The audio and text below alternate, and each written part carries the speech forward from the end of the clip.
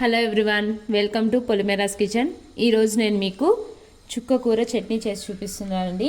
ఇది చుక్కాకు నేను ఇలా ఒలిచేసుకొని ఇలా కాడలతో సహా వేసేసుకోవాలండి. ఇలా కాడలతోనే మనకి పులుపు అనేది బాగా వస్తుంది చట్నీకి. సో ఇలా నేను కాడలు కూడా తీసేసుకున్నాను. సరిపడంత ఉప్పు. ఇవి పల్లీలండి, వేయించిన పల్లీలు నేను ఇలా పొట్టు తీసి పెట్టుకున్నాను.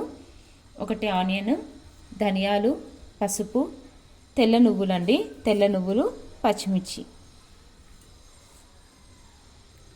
ఫస్ట్ నేను కొద్దిగా ఆయిల్ వేసుకున్నానండి. ఆయిల్ వేసుకున్నాక పచ్చిమిర్చి వేయించుకుంటున్నాను. పచ్చిమిర్చి ఎక్కువ పడతాయండి మనకి చట్నీ అనేది, ఆకు అనేది పులుపు ఉంటుంది కాబట్టి. సో పచ్చిమిర్చి కొద్దిగా ఎక్కువ క్వాంటిటీలో తీసుకున్నాను.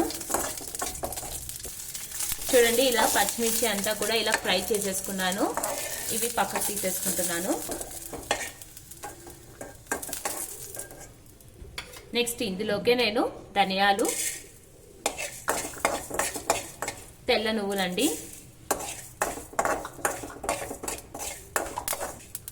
ఇవి రెండు కూడా జస్ట్ ఇలా నేను డ్రై రోస్ట్ చేసేసుకొని పక్కకు తీసి పెట్టేసుకుంటున్నాను. నెక్స్ట్ నేను ఇందులోకి మనం కడిగేసి పెట్టేసుకున్నాను కదండి చుక్క కూర, ఈ చుక్క కూర అనేది యాడ్ చేసుకుంటున్నాను. ఈ ఆకంతా కూడా మనం బాగా మగ్గిచ్చేసుకోవాలి. మనకి ఇలా ఆకంతా కూడా మగ్గే టైంలో జస్ట్ ఇంత అండి, జస్ట్ కొద్దిగా చింతపిచ్చ వేస్తున్నాను నేను. ఇలా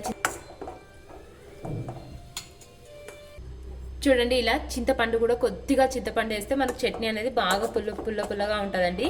సో కొద్దిగా చింతపండు కూడా ఇలా మగ్గిచ్చేసుకొని ఇదంతా కూడా బాగా చల్లగా అయిపోవాలండి. చూడండి, ఇవి చల్లగా అయిన తర్వాత నేను ధనియాలు, పచ్చిమిర్చి, సరిపడంత ఉప్పు, నువ్వులు ఇవన్నీ మిక్సీ చేసుకుంటున్నాను. ఇలా పేస్ట్ చేసుకున్నాక మనం వేయించుకున్న పల్లీలు కూడా యాడ్ చేసి మిక్సీ చేయాలండి. నెక్స్ట్ మనము ఇందులోకే మగ్గిచ్చి మనం ఆకు పెట్టుకున్నాం కదండి, ఆ ఆకు అంతా కూడా మిక్సీలోకి యాడ్ చేసేసుకోవాలి. ఇలా చుక్కాకు కూడా మనకి మిక్సీ చేసుకున్నాక ఫైనల్లీ లాస్ట్లో ఇవి ఆనియన్స్ అండి, జస్ట్ పచ్చాగా మనం ఆనియన్ అనేది మిక్సీ చేసుకోవాలి. అలాగే కొద్దిగా ఉప్పు, పసుపు, ఇలా పసుపు కూడా నేను లాస్ట్లో ఇలా యాడ్ చేసేసుకుంటున్నానండి. అంతే అండి, చాలా సింపుల్ అండ్ టేస్టీగా మనకి చుక్కాకు చట్నీ అనేది రెడీ అవుతుంది. మీరు కూడా ట్రై చేయండి. నా ఛానల్ మీకు నచ్చినట్టయితే లైక్ చేయండి, షేర్ చేయండి, సబ్స్క్రైబ్ చేయండి. Thank you.